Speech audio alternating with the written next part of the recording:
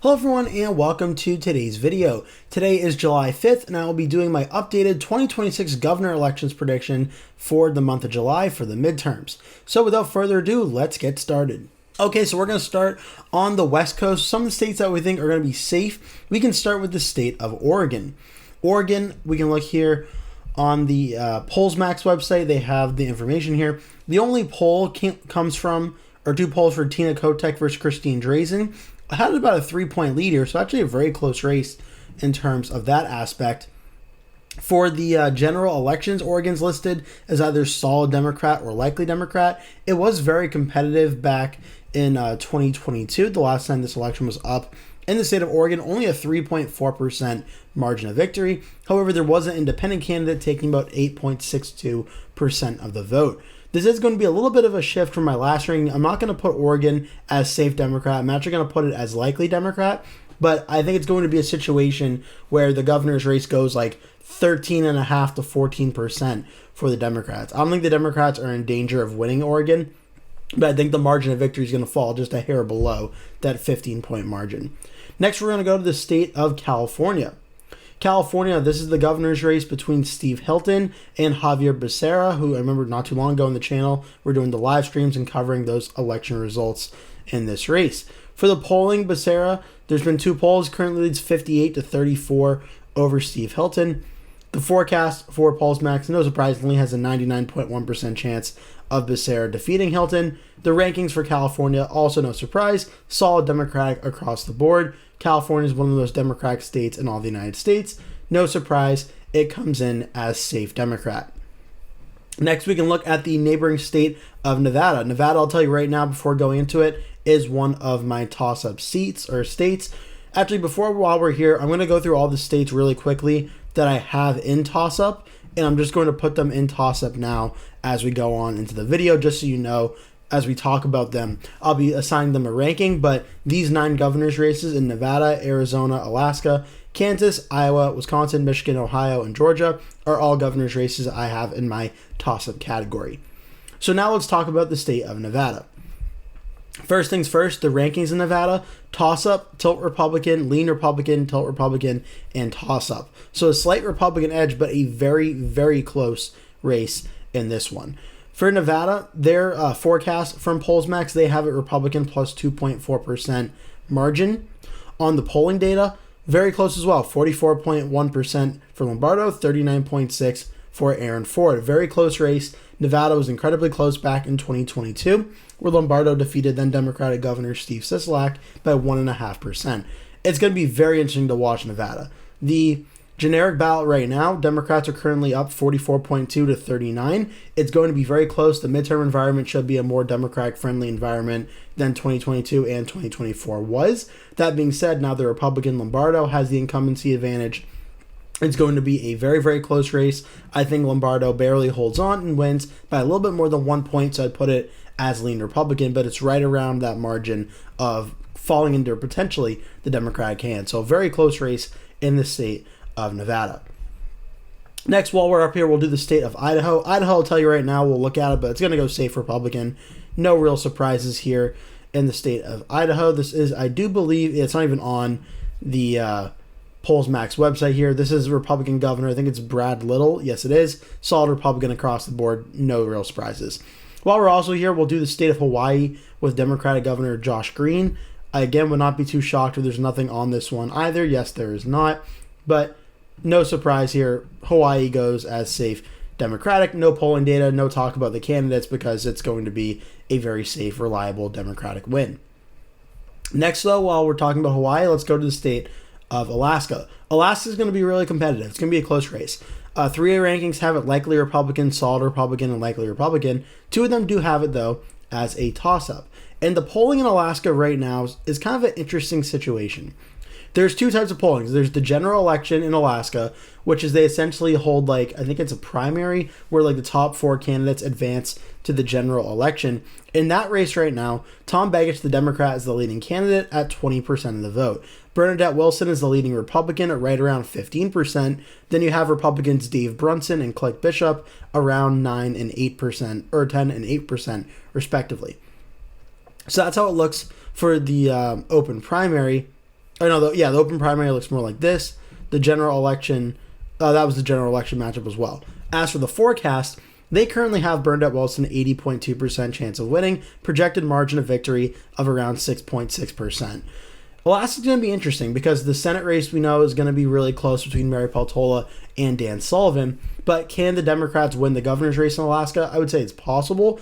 I think the Republicans are more likely to hold on. The question will it be a over 5-point margin and likely Republican? Does it fall under 5 points and go into lean Republican? That's going to be the main question here. Tom Begich, the Begich family is obviously very strong in Alaska, so I'm going to actually leave it as lean Republican just by a little bit, around like 4.5%. I think it's going to be close, but I'd put Alaska as lean Republican. Next, we're going to move to the state of Arizona. Arizona, this is Democratic Governor Katie Hobbs, and she is facing a challenge from Representative Andy Biggs. Now, the general election polling here between Hobbs and Biggs, Hobbs currently has a lead of 4.3% against Andy Biggs. You may remember she won her race in 2022 against Kari Lake by only 0.67% of the vote. So it was a very close race in 2022. And there's still a good amount of undecided vote left to go, but at this current point in time, Katie Hobbs clearly has a lead in this race. Noble Predictive Insights has been one of the pollsters that have been most consistent on this one. Emerson College poll from back in November showed it only a 1-point race. There's still really too much undecideds to say definitively right now, but Katie Hobbs certainly has the advantage.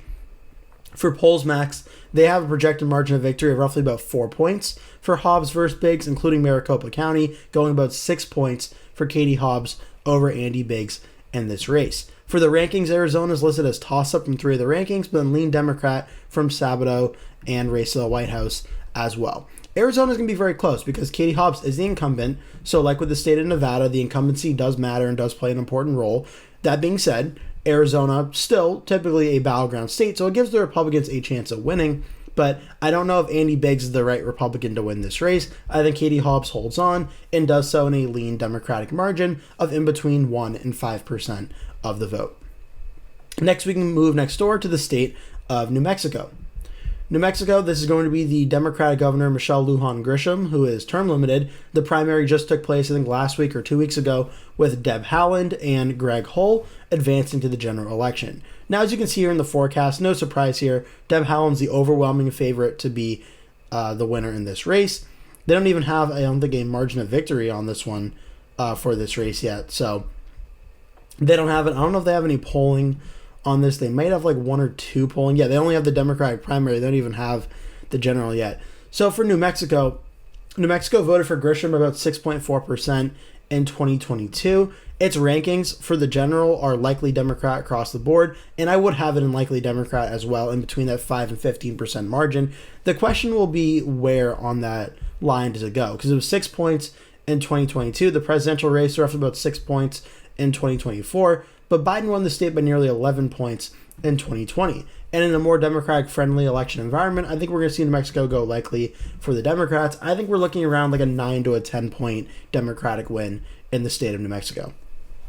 Next, we have the governor's race in the state of Colorado. Before talking about the general election, I feel I need to talk about the primary currently underway, because this primary between the Democratic candidates and Michael Bennet and Phil Weiser is incredibly close. Now, I do believe I am recording this video before the primary will take place, so this video will be coming out, I believe I said July 5th, but as of the time of recording this video, for full transparency, I do not yet know the primary winner, but honestly that's okay because that doesn't really affect things too much for the general election in terms of which candidate I think is going to win. But the polling is very close here. Bennett's only leading over Weiser about 4.5 or 4.8% with a good amount of undecided vote left to go. Now we can look as well, though, for the there is no general election polling, I don't believe yet, but there is a forecast with Bennett and the Republican Victor Marx, in which they're forecasting an over 20-point Democratic victory. The predictions on the Wikipedia side as well, solid Democrat from all except for race to the White House. The election map results for the state of Colorado from 2022 showed it a 19.3% win for Jared Polis. No surprise here, Colorado used to be a very competitive battleground state. It was a toss-up state even back in the 2012 presidential election for Obama versus Romney. Now Colorado's moved very far to the Democratic direction. Colorado, in my rankings, go 15 points over safe Democrat in the state.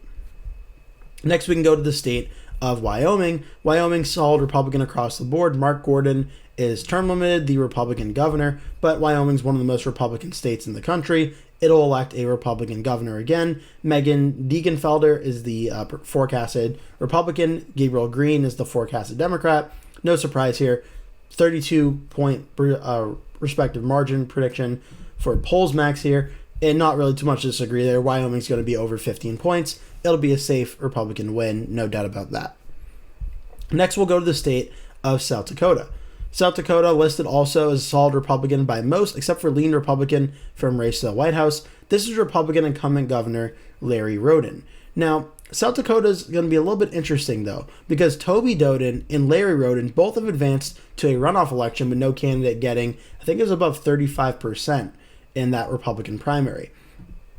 So who becomes the Republican candidate is going to be important for which one of them becomes the next governor. Larry Roden's the current incumbent governor. I believe President Trump did endorse him, but still, we have to wait and see how that primary goes. For the general election, though, probably won't be too competitive. Things should still relatively remain pretty reliably red, even though I know that ranking for race to the White House is there, but South Dakota is a very red state. It voted for even Kristi Noem in 2022 by about 27 points.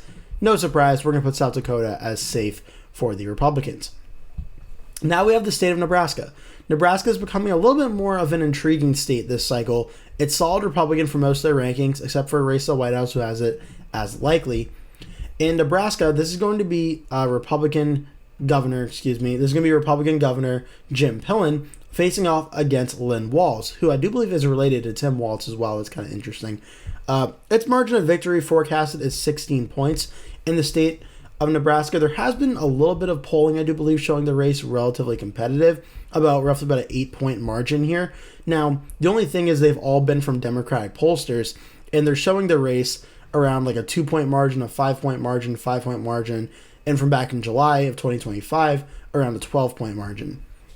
Now, typically my rule of thumb for partisan polls is I would usually weight it about 5 points in the opposite direction of the poll, and it seems their polling average may have accounted for that as well here. So it could be over 15% when everything is said and done, though Nebraska is becoming a little bit of an interesting state because it is a Republican state, but it's actually shifted towards the Democrats a little bit, going back to even 2012.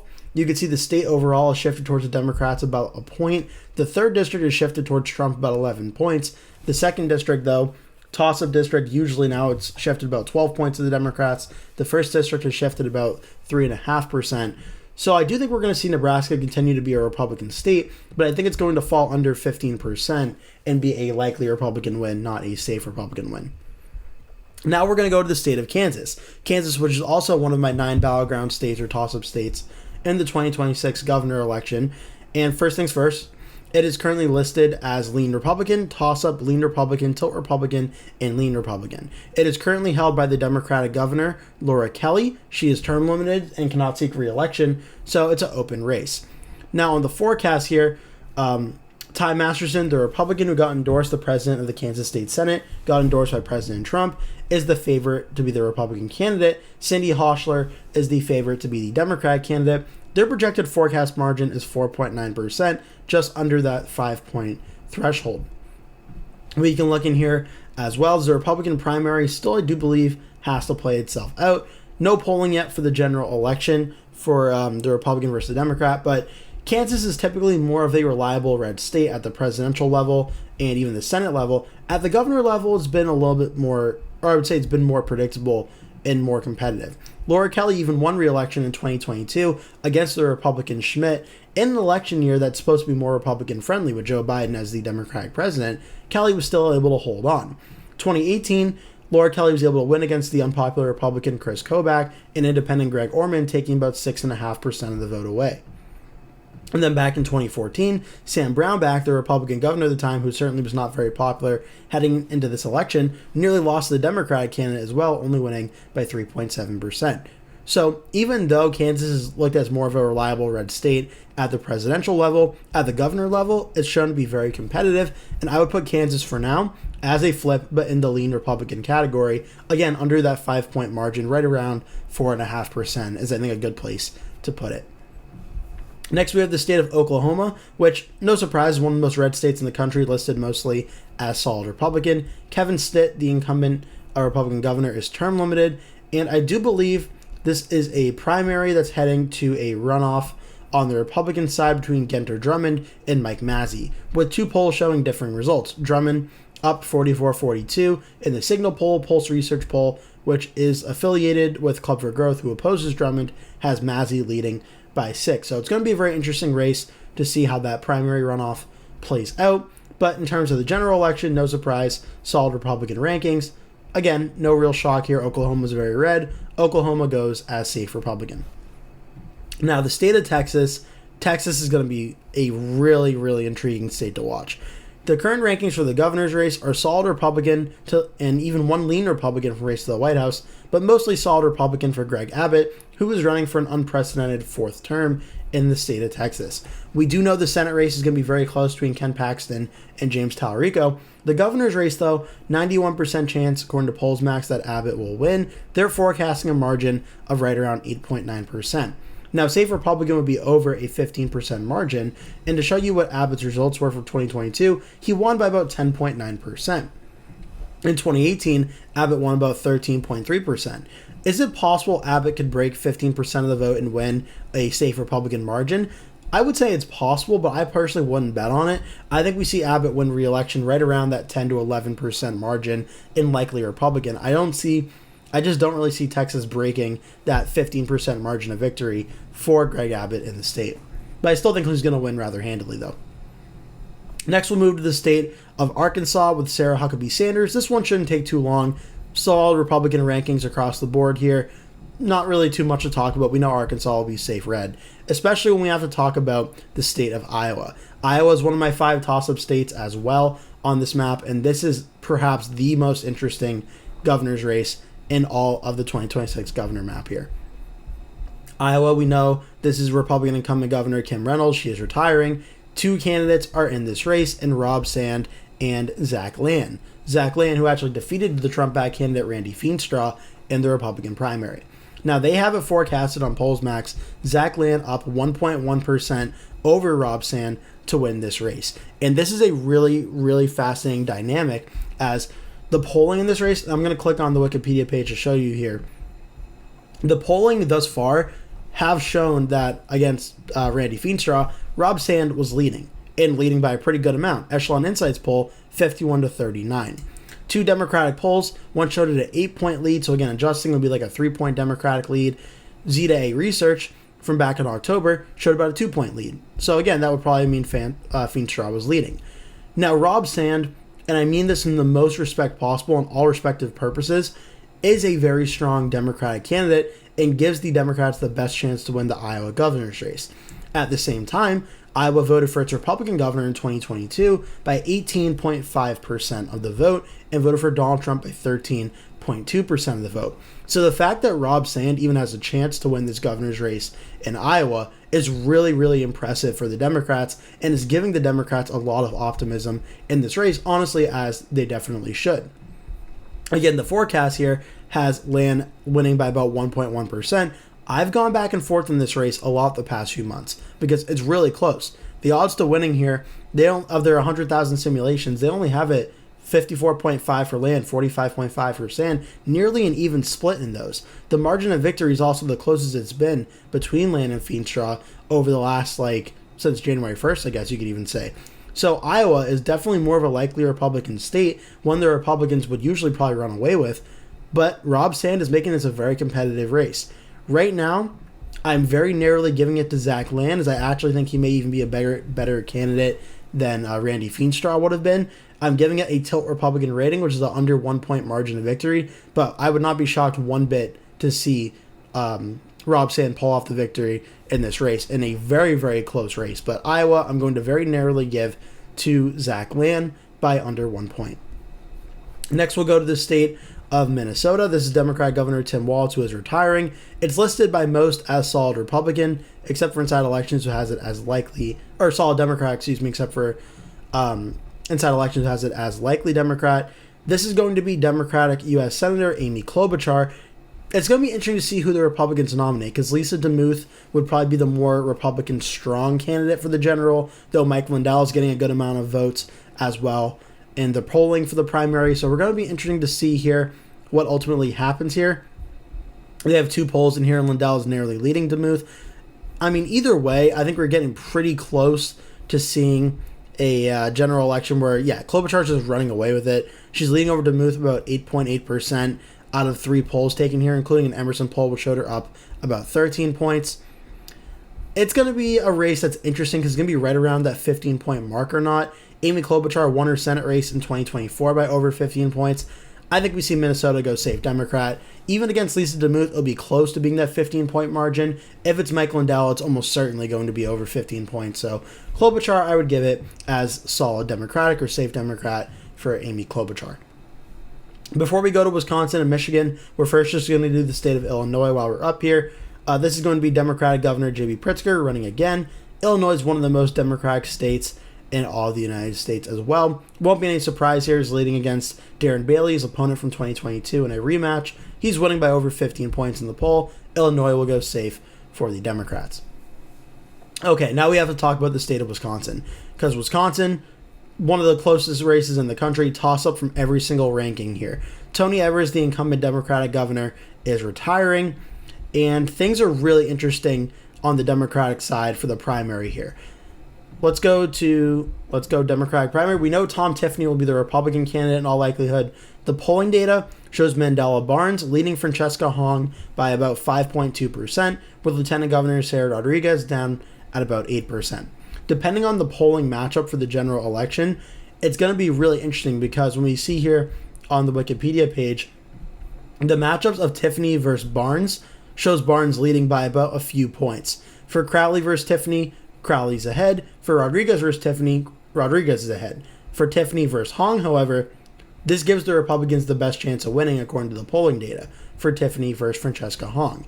And right now, primary is still up in the air. Barnes does have a lead of about 5 points, but Hong is now clearly in second place and is surging in this race. So for the general election, where do things stand? Well, for Barnes versus Tiffany, it'd be about a 4.4% Democratic win on the polling average. For Polls Max forecast, they have Barnes 69% chance to win in this race against Tom Tiffany. I think the Democrats' best case scenario for this race would definitely be Barnes versus Tiffany. If it's Francesca Hong, I can't underscore this enough. I think this race actually could definitely flip and Tiffany could win it.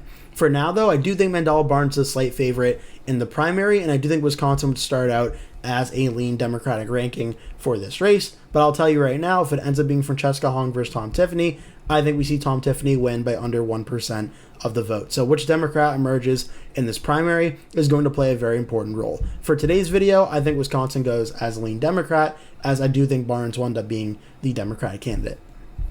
Next, we can move to the state of Michigan.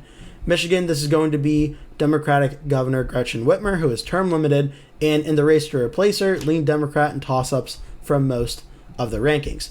We already have a pretty good idea, though, of who the candidates are going to be in the Michigan governor's race. They're going to be Jocelyn Benson, the Secretary of State, and John James, the U.S. Republican representative. Trump has now endorsed John James. Benson has pretty much all the support of the Democrats in the state. We've known this general election matchup for a while, especially once independent mayor of Detroit, Mike Duggan, from Wayne County, drops out of the race. It becomes a 1v1 of Benson versus James. Now, the forecast margin here on Polls Max is 6.8%. It's possible it falls under 5 points in this race, as Michigan is shown to be a very close state at the presidential and Senate level in recent elections. The governor level, it really hasn't been. It was a 10.5% win for Whitmer in 2022, and it was roughly about a 9.6% win in 2018. Now, John James's Senate races were decently competitive when he ran, but I think we're going to see Benson perform relatively strongly here. I think Michigan goes as likely Democrat, a little bit over like 5.5 to 6% margin of victory. So a competitive race, but one I think the Democrats will probably hold on to. Next, we're going to go to the state of Ohio, right nearby, because Ohio is going to be one of the most fascinating races in the country. Mike DeWine is term limited. Most of the rankings have it lean Republican or tilt Republican. Toss-up likely are. This is going to be Amy Acton, the Democrat, versus Vivek Ramaswamy, the 2024 presidential candidate, and it's a very close race. The forecast currently is Ramaswamy with a 68.7% chance to win, a 3.3% margin of victory, though it's a race where the margins are actually narrowing up. In their forecast, right around June 9th, Ramaswamy had an 82.6% chance to win. Now he's down to 68.7%. So that says the direction of the race has moved in Amy Acton's favor. And we can even look here on the polling data where things currently stand. Ramaswamy versus Acton, only about a 1.3% gap or lead for Ramaswamy over Acton in the polls thus far, including a new poll from Tolkien Research, a Democratic polling firm, that shows about a 3-point lead for Acton over Ramaswamy. Again, I usually account for that by shifting it about 5 points, and even still, that would account for roughly about a 2-point lead for Ramaswamy over Acton. Still an incredibly close race. So Ohio's going to be one to watch for in the governor and Senate side for sure. I would start Ohio off as lean Republican. For Vivek Ramaswamy, it's possible it falls under 1 point come election day, but I think around that 2 to 3 point margin is where things currently stand right now. It's possible Ramaswamy wins by more than that, but I think right now that 3 point margin is where things currently stand. Next, before going to the Northeast, we're going to go to the state of Tennessee. Tennessee is going to be a very reliable red state. The Republican U.S. Senator Marsha Blackburn is running. She should win that primary no problem and win that governor election no problem as well.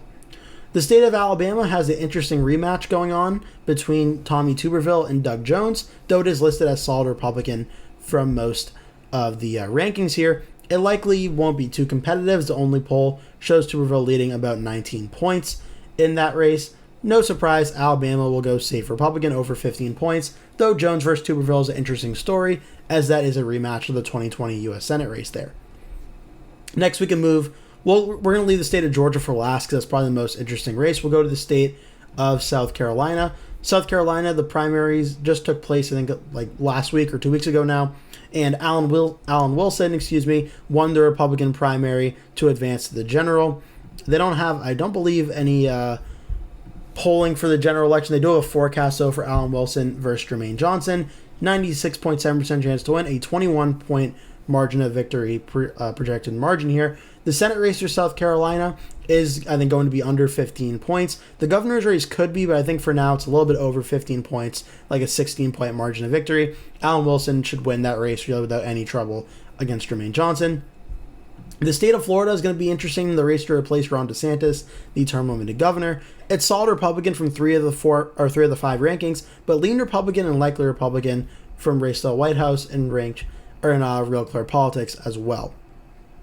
Florida, we know it's likely going to be, that's Georgia. Sorry, don't look at that. We'll be talking about that in a second.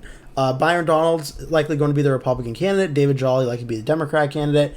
86.1% chance of winning for Byron Donalds. Only a margin of victory of roughly 7.7%, which is significantly down from Ron DeSantis' 19.4% win in 2022. But I actually do agree with the forecast here a good amount. The polling has shown in Florida actually be pretty competitive between Jolly and Donalds here. Only a gap of about 3.4% for Donalds versus Jolly, though I feel like in recent elections, Florida's polling has looked very competitive, and then the Republican seems to always overperform on the actual election day. So I think we're going to see Donalds win. I don't think he wins by more than 15 points, so I think he goes likely Republican.